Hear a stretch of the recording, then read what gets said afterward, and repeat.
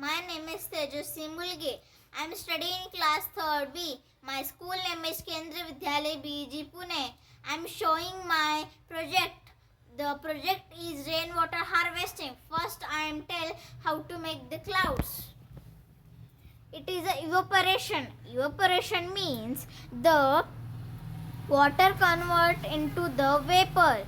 It is a condensation. Condensation means the vapor convert into the water. It is a precipitation. Precipitation means liquid and solid form comes down. It is an example. See that it is a evaporation. Is condensation. And the liquid and solid form comes. It is a precipitation.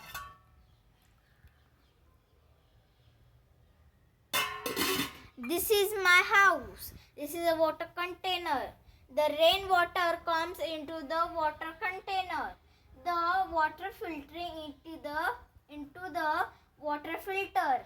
The water filter attached to the water tank. In the water tank, water we use to wash the car, wash the house, watering the flowers, vegetables and fruits. Thank you.